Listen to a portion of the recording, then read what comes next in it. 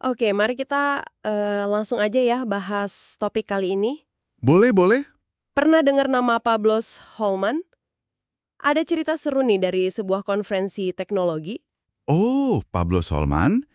Ya, lumayan familiar. Kenapa tuh? Jadi bayangin ya, dia naik panggung. Kata majalah Wired, gayanya kayak pesulap jahat dari Las Vegas. Oke, menarik deskripsinya. Dan beneran aja, dia langsung meretas voicemail AT&T, punya penyelenggara acara. Serius? Langsung di depan gitu? Iya, dari panggung. Dia ubah pesan keluarannya, sementara si pemilik cuma bisa duduk bengong. Wah, nekat juga ya. Terus, ada lagi? Belum selesai, dia lanjut nunjukin cara buka kunci pintu rumah. Merek Schlage itu. Pakai alat canggih? Justru itu, cuma pakai palu kecil sama kikir kunci biasa. Wow. Oke, ini beneran demo langsung? Iya, demo langsung. Terus terakhir, dia keluarin alat pembaca kartu. Murah katanya, cuma $8 dari eBay. Terus diapain tuh alat? Dilambain dekat dompet seorang sukarelawan di situ. Dan boom, nomor kartu kredit RFID orang itu muncul di layar besar. Astaga. Itu cukup bikin merinding sih dengernya. Iya kan? Lumayan bikin tegang suasana pasti. Pembukaan yang teatrikal banget. Tapi efektif ya buat nunjukin betapa rapuhnya sistem kita. Betul, langsung ke intinya. Ya, langsung nangkep perhatian dan buktiin poinnya secara nyata. Tepat. Nah, tapi si Pablos Holman ini bukan sekedar peretas iseng di panggung. Oke, Hari ini kita mau coba kupas nih pemikirannya dia. Kita pakai sumber-sumber yang Anda bagikan kemarin. sip. Kita coba bedah ya. Kita mau lihat apa sih arti hacker menurut dia. Yang ternyata jauh lebih luas dari stereotip film. Betul, bukan cuma soal bobol-bobol sistem. Terus kita juga mau gali soal konsep penemu versus pengrajin. Sama kenapa dia fokus banget sama yang namanya deep tech. Iya, teknologi mendalam. Nah, misi kita di sini sebetulnya buat bongkar pola pikir uniknya dia. Bukan cuma lihat aksinya ya, tapi cara mikirnya. Persis, gimana cara pandang seorang, katakanlah, hacker sekaligus penemu kayak Pablos ini bisa kasih Anda perspektif baru Perspektif baru soal teknologi, inovasi. atau mungkin bahkan cara Anda sendiri gitu ya buat memecahkan masalah, baik di kerjaan atau di hidup sehari-hari. Mari kita coba bedah bareng-bareng. Oke, siap. Nah, tadi kan aksi panggungnya lumayan ekstrim tuh. Jadi, apa sebetulnya definisi hacker menurut Pablos? Apa cuma soal sisi gelap teknologi aja? Sama sekali bukan itu sih intinya kalau menurut Pablos. Akarnya itu justru dari reverse engineering. Reverse engineering? Maksudnya gimana tuh? Jadi pengalaman dia sendiri waktu kecil di Alaska, dia dapat salah satu komputer Apple II pertama. Wah, zaman dulu banget ya. Iya, tapi nggak ada buku manual, nggak ada yang ngajarin. Jadi ya mau nggak mau dia harus bongkar pasang sendiri. Otodidak total berarti. Betul, coba-coba terus cuma buat ngerti cara kerjanya gimana. Nah, dari situ muncul ketertarikan sama teka-teki. Oh, jadi kayak puzzle gitu ya ngelihatnya? Iya, keamanan komputer jadi menarik buat dia karena itu kayak lubang teka-teki tanpa dasar. Selalu ada aja lapisan baru buat dipecahin. Menarik. Jadi pola pikir intinya itu bukan nanya, alat ini fungsinya apa sih? Kayak pengguna biasa gitu. Terus nanyanya apa? Nanyanya, apa yang bisa saya buat alat ini lakukan? Nah, ini pergeseran fundamental cara pandangnya. Wah, oke. Jadi lebih ke rasa penasaran yang radikal gitu ya. Sama keinginan buat ngerti sistem sampai ke akar-akarnya. Tepat sekali. Bukan soal niat baik atau buruknya dulu, tapi soal dorongan buat ngebongkar itu sendiri. Ya, betul. Ini soal ngelihat dunia sebagai kumpulan sistem aja. Sistem yang bisa dipahami, dibongkar, dan bahkan dimodifikasi kalau perlu. Pablos tuh ngebandinginnya sama pesulap. Pesulap? Kenapa pesulap? Pesulap kan ngabisin waktu lama banget buat belajar sesuatu yang mungkin kelihatan sepele atau nggak berguna buat orang lain. Contohnya? Kayak kelenturan jari atau trik kartu gitu. Nah, iya. Tapi justru dari dedikasi ke hal yang nggak berguna itu, muncul kemampuan yang luar biasa. Oke, paham. Nah, Pablos ngelihat hacker punya pola pikir mirip gitu. Tapi fokusnya ke sistem teknologi. Menarik sih perbandingannya sama pesulap. Kalau gitu pola pikir meretas ini bisa diterapin di luar komputer dong. Apa itu maksudnya meretas segalanya selain komputer? Persis. Itu dia. Dia ngerasa potensi pola pikir hacker ini terlalu sempit kalau cuma muter-muter di keamanan siber aja. Jadi harusnya lebih luas gitu ya? Iya, dia kayak punya misi pribadi gitu buat nyelamatin para hacker dari sekedar kerja di Departemen Keamanan Perusahaan. Diselamatin gimana maksudnya? Ya didorong gitu, biar mereka pakai kemampuan analisis sistem dan pemecahan masalah kreatifnya itu buat nyerang masalah-masalah dunia yang lebih gede. Masalah kayak energi, pangan, kesehatan, lingkungan gitu. Betul, dia ngelihatnya sebagai potensi yang belum dimanfaatin secara maksimal aja. Nah, ini nyambung nih ke ide soal penemu atau inventor. Pablos kan nekenin banget peran ini. Iya betul, penting banget menurut dia. Dia pakai contoh bagus, Rodney Mullen, legenda skateboard itu. Oh, Rodney Mullen, tahu-tahu. Nah, ceritanya mirip kayak Pablos kecil di Alaska. Si Mullen ini tumbuh di pedesaan Florida, lumayan terisolasi dari tren luar.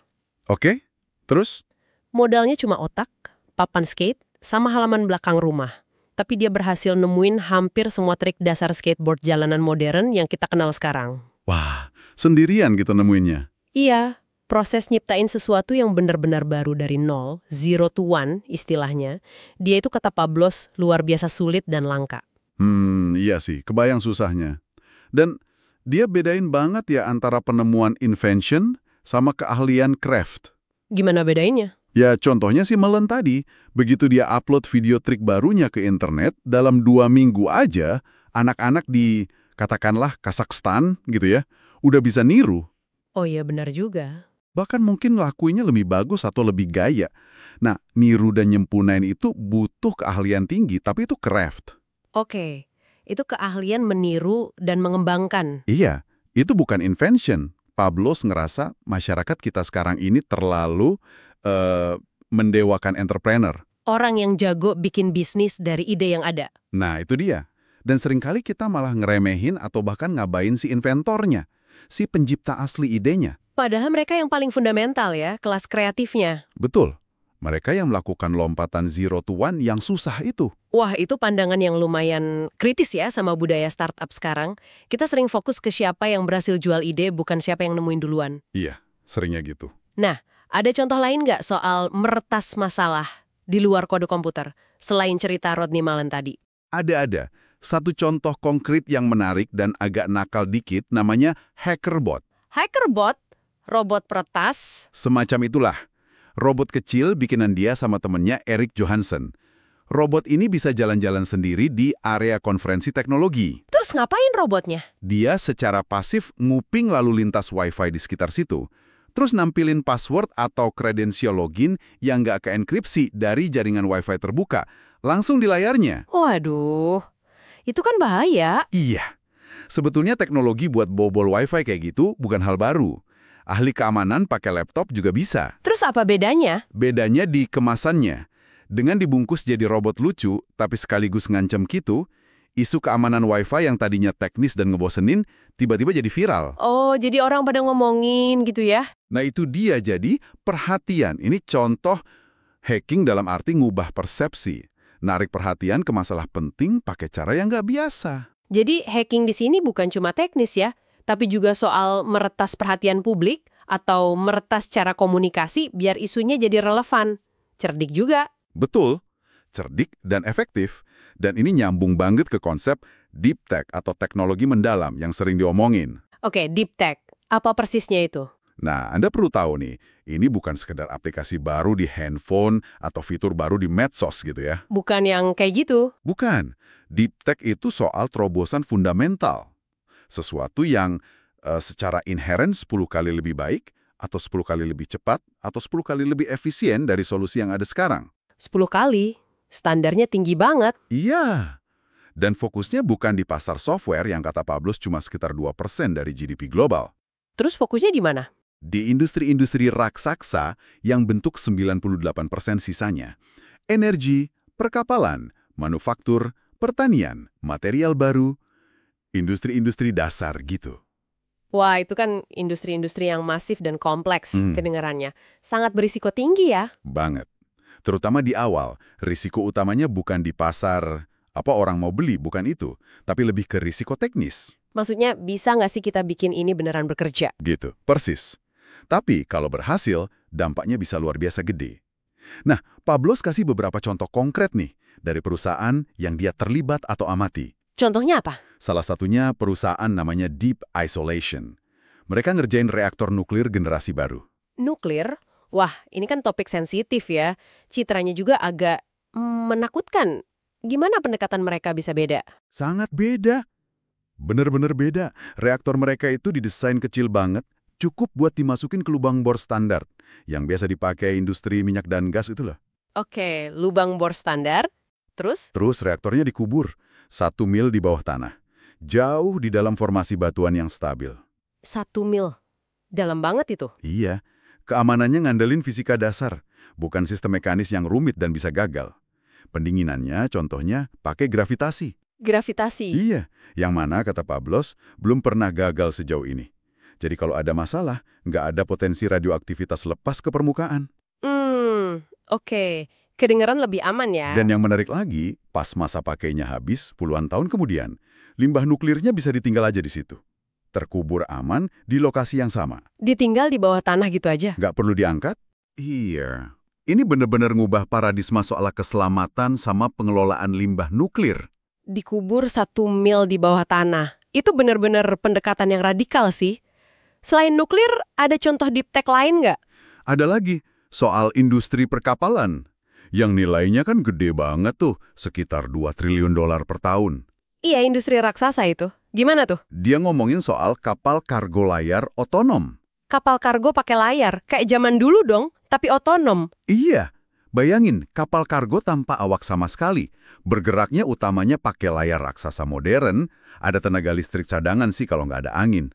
Tujuannya apa? Biar ramah lingkungan? Itu satu hal, tapi yang utama, tanpa biaya kru dan tanpa biaya bahan bakar fosil, Pablos klaim ini bisa motong sekitar 5 dari 6 dolar biaya operasional kapal. 5 dari 6 dolar, gede banget itu penghepatannya. Banget. Tapi kan kapal layar pasti lebih lambat dari kapal mesin modern. Bukannya itu malah mundur. Nah, ini bagian menariknya. Pelayarannya emang mungkin 30% lebih lambat kalau di laut lepas. Tuh kan? Tapi, total waktu pengiriman dari titik A ke B justru bisa jadi lebih cepat. Loh, kok bisa? Gimana ceritanya? Gini, kapal-kapal kontainer raksasa sekarang itu ngabisin sebagian besar waktunya kadang lebih dari separuh waktu perjalanan cuma buat antre. Antre di pelabuhan? Iya, antre masuk sama bongkar muat di pelabuhan-pelabuhan utama yang super padat itu. Nah, dengan kapal otonom yang lebih kecil, jumlahnya lebih banyak, dan nggak perlu nunggu giliran kru, mereka bisa pakai pelabuhan yang lebih kecil. Atau jadwalnya lebih fleksibel gitu ya? Betul, jadi ngurangin waktu tunggu yang drastis banget.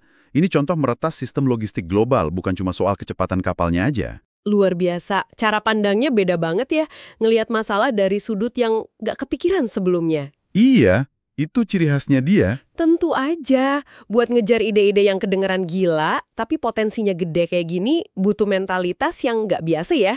Pasti. Pablo sendiri ngaku punya toleransi risiko yang ekstrim. Dia bilang sepanjang karirnya dia cuma mau ngerjain hal yang menurut dia keren atau menarik.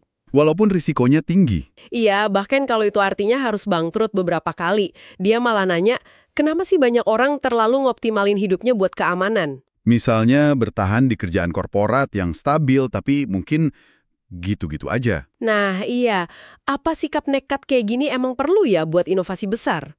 Kemungkinan besar ada benernya sih. Rasa takut gagal atau takut nggak pasti secara finansial itu pasti ngebatasin jenis ide yang berani dikejar. Iya juga ya. Tapi Pablos juga nekenin hal lain yang penting selain toleransi risiko, yaitu milih urutan masalah yang tepat buat diselesain. Urutan masalah? Maksudnya prioritas gitu? Iya, dia vokal banget soal energi. Buat dia, energi bersih dan melimpah itu domino pertama yang harus dijatuhin. Domino pertama? Maksudnya gimana tuh? Gini, percuma kita kerain sumber daya gede-gedean buat katakanlah daur ulang plastik atau nangkep karbon dari atmosfer. Kalau energinya masih pakai batu bara atau minyak bumi. Nah, itu dia. Kalau energi buat ngejalanin semua proses itu masih dari bahan bakar fosil yang kotor dan terbatas, ibaratnya kayak nyoba ngebersihin lantai, tapi sepatunya masih penuh lumpur. Oke. Masuk akal. Jadi, selesain dulu masalah fundamental energi bersih.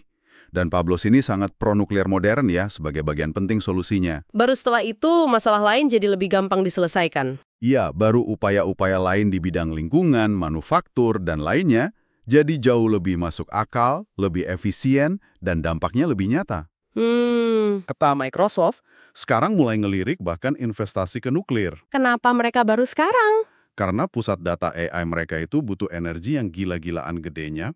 Mereka sadar energi bersih itu fondasi mutlak buat pertumbuhan mereka ke depan. Jadi fokus ke akar masalahnya ya, bukan cuma gejalanya, itu logis sih. Betul. Dia juga punya cara unik buat ngelihat masa depan. Dia nggak nyebut dirinya optimis, tapi posibilis.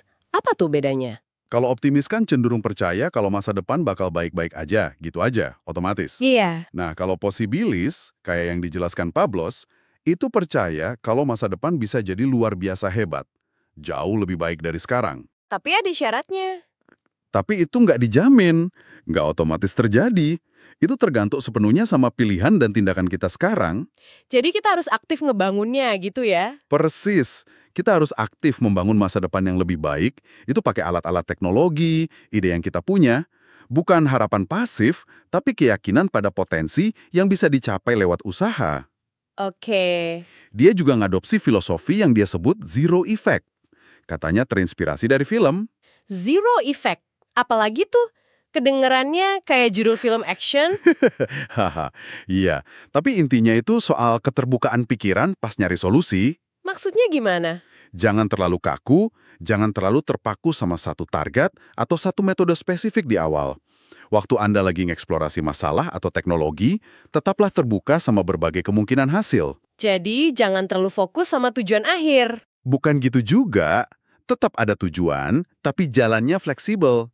Bisa jadi, solusi terbaik atau penemuan paling berharga itu malah muncul dari arah yang nggak diduga, sebagai efek samping dari pencarian awal Anda. Oh, jadi harus siap belok kalau nemu yang menarik di jalan lain gitu ya? Nah, itu dia. Fleksibilitas dan kemauan buat berputar arah itu penting dalam proses penemuan. Oke. Jadi kalau kita rangkum nih, pemikiran Pablos Hallman dari obrolan kita ada beberapa poin kunci ya. Boleh, coba kita simpulkan. Pertama, hacker itu bukan soal kriminal, tapi soal pola pikir fundamental. Bongkar sistem buat ngerti dan lihat potensi baru.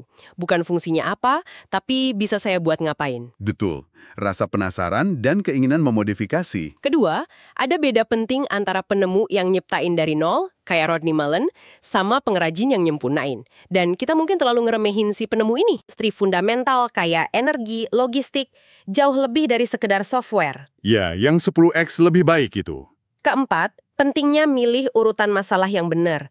Energi bersih sebagai domino pertama. Fondasi untuk solusi lain. Dan kelima, sikap posibilis. Masa depan hebat itu mungkin, tapi harus dibangun aktif. Sambil tetap terbuka, zero effect, sama penemuan tak terduga. Yap, tepat. Ini semua bukan cuma soal teknologi ya, tapi lebih ke cara berpikir yang beda. Ya, cara memandang dunia dan masalah. Nah, sebagai penutup nih, buat Anda renungkan, ada satu provokasi dari Pablos yang menurut saya relevan banget. Apa tuh? Dia ngerasa kita hidup di era yang terlalu mendewakan entrepreneur. Orang yang jago bangun dan jual bisnis, seringnya dari ide yang udah ada. Sementara inventornya? Sementara itu, kita cenderung ngabaikan atau bahkan secara sistemik membuang para inventor. Orang-orang kayak Rodney Mullen di garasinya. Atau ilmuwan di lab yang berjuang sama lompatan konseptual zero to one yang fundamental dan susah banget itu. Iya juga ya. Nah, nginget tantangan raksasa yang kita hadapi bareng-bareng. Energi, iklim, kesehatan, pangan. Mungkin pertanyaannya gini, gimana kita sebagai masyarakat bisa mulai lebih ngehargain, lebih dukung secara nyata, dan memberdayakan para penemu di sekitar kita? Pertanyaan penting tuh.